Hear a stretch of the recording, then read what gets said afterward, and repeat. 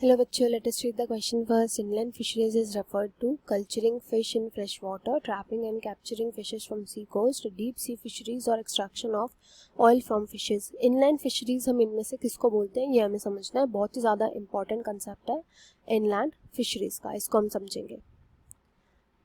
inland fisheries का अगर आप नाम देखो यानी inland fisheries तो इसमें दो शब्द आते हैं. इनलैंड यानी कि ज़मीन पर जब हम फिशरीज करते हैं, तो ज़मीन पर का मतलब होगा जब हम फ्रेश वाटर के अंदर फिशेस को ग्रो करते हैं.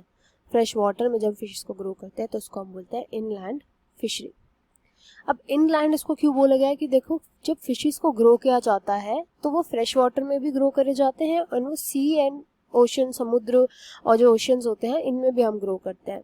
इनलैंड का मतलब हो गया कि जब हम फिशेस को ग्रो करते हैं रिवर्स के अंदर, पॉन्ड्स के अंदर, लेक्स के अंदर, रिजर्वॉयर्स के अंदर, कैनाल्स के अंदर एट्सेट्रा, जब हम इन सब चीज़ों में, जब हम इन सब फ्रेश वाटर में फिशेस को ग्रो करते हैं तो उसको बोलते हैं इनलैंड फिशरिंग.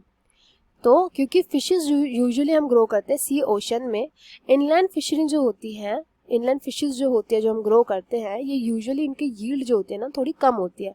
क्यों? क्योंकि मेन जो फिशेस जो ग्रो करी जाती है, जैसे कि मैंने अभी बताया, वो अच्छे से ग्रो होती है समुद्र या फिर ओशंस में, इसलिए इनका यील्ड कई बार जो अमाउंट होता है वो कम होता है. कंडीशंस जो फ्रेश वाटर की होती है कई बार उनके लिए सूटेबल नहीं हो पाती. तो इसके लिए फिर कई सारी मेथोडोलॉजीज भी निकाली है उनको अच्छे से ग्रो करने के लिए. कई सारे मेथड्स निकाले हैं ताकि फिशेस को ग्रो किया जा सके, जैसे कि हार्मोन स्टिमुलेशन. हम हार्मोन्स देते हैं फिशेस को जिसके थ्रू वो जल्दी जल्दी से ग्रो होती है और उससे उनकी ब्रीडिंग कराई जाती है. तो इनलैंड फिशरीज इसका क्या राइट आंसर हो जाएगा? ऑप्शन ए हो जाएगा. I hope you understand well. Best of luck and thank you.